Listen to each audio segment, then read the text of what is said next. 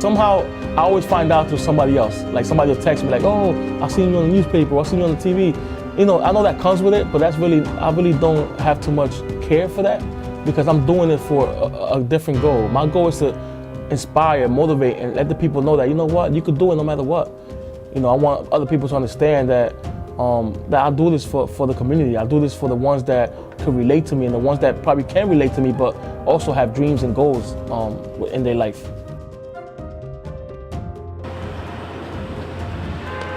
What's going on, eh?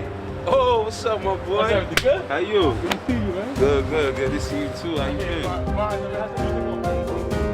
My name is Edison Jaquez. I'm an author, motivational speaker, mentor, and I also run the GED program for the Jewish Renaissance Foundation. No doubt. All right. Education is very important, and education should be number one in everybody's life because even though some people say, you know, college is not for me or I don't like school, it's very important for you to have an educational background. It's very important for you to have even that piece of paper. That piece of paper could open doors for you that you never thought could be open. So I always tell all my mentees that school has to be first. Education has to be first in order for you to get further in life. Honestly, I'm the first in my family to graduate college, so education wasn't a topic in my household. My parents worked 2 jobs, so it was really hard for me to even think that I would go to college. In the midst of being in summer school and just kind of analyzing my life and what I wanted to do with myself, kind of told me, you know what, even though nobody in my family graduated college and I was going to be the first one, that I had to take that step to be able to break the cycle and be able to really do something and accomplish my goals and dreams that I have. I'm Kevin Fry, the Director of Student Development and Campus Life here. And Edison was actually one of the first students I met when I first came to work here at Berkeley College. I won't tell you how long ago that was for both our sake. All right. But, we're young.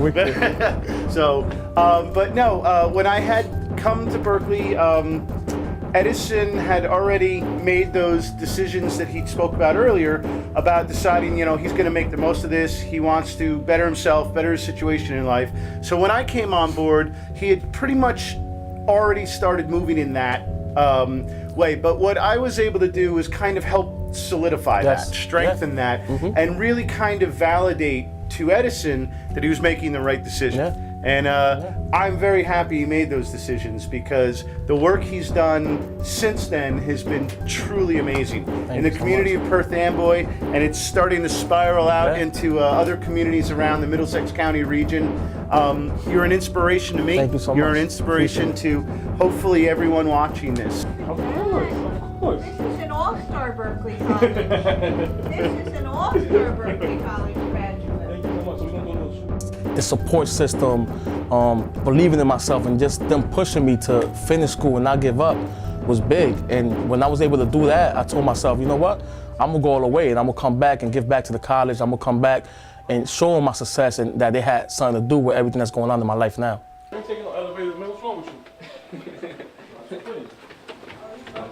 My mentee, John Vardez, came up to me and he grew up without a father and was telling me that his mom kept pushing him to go to school, but he didn't know if he wanted to do it. I gave him some advice to do it. He came to Berkeley College and he graduated from Berkeley College with a bachelor's. So that's one of my success stories of someone that I grabbed from the beginning and then was able to see graduate college. I relate to them in a lot of ways because, you know, growing up, I went through the same struggles that they went to, trying to find myself, you know, doing negative stuff and just hanging with the wrong crowd. So when they come to my program, I'm able to relate to them, the same struggles, the same things they're going through, I went through.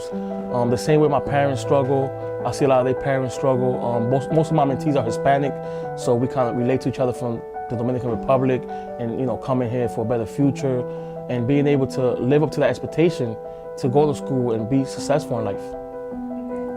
So you have a quote that Yes. Don't let your history define who you are. Yes. Can you restate the quote and what it means to you? Well, that quote means everything to me because, you know, like I said, my struggles, my past wasn't the best. I made a lot of mistakes growing up. And, you know, sometimes we let our past define who we are. You know, we let it stop us from chasing our dreams and becoming who we want to become in life because what other people think. And I always told myself that it really doesn't matter to me what people think as long as I fix that mistake and I don't make that mistake again. So I go around always saying, don't let your history define who you are.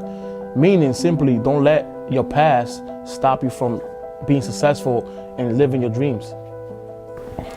What were were you doing that led you down a dark path? So what happened with me was that, I had a lot of pressure. I just had my newborn. I was struggling financially. I was under a lot of stress in school. And just my surroundings was very a little bit hard for me at that time. And, I tried to go the easy way and try to do things on my own without getting others to help me. So I let my pride get the best of me. I let my ego get the best of me. And I landed in a situation where I couldn't really get out of it. For trying to be financially stable, but not the legal way. So that's what landed me down my darkest path in my life. What does your dad do? He goes to speak to kids and people.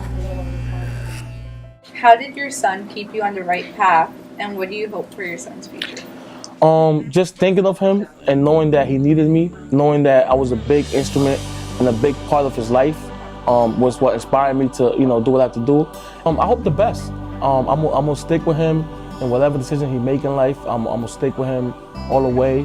But the biggest thing that I think is gonna help him is that I'm gonna be a big part of every decision he makes.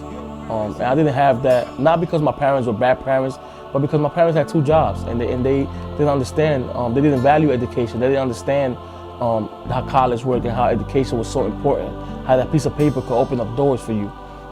Being so impactful in my community and being able to change and help so many young mentees kind of made me realize that there's so many people in the world that need that same message and need that same motivation. So I said to myself that I should write a book about my life story, my struggles, and kind of telling people that, you know what, just like you're struggling, I struggle as well. But I was able to turn that around for the best. I turned the negative into a positive. And my book just tell you about my life, how someone had a dream, made the mistakes he made, but still kept pushing no matter what obstacles came in front of him and became successful, became an author, and became a motivational speaker.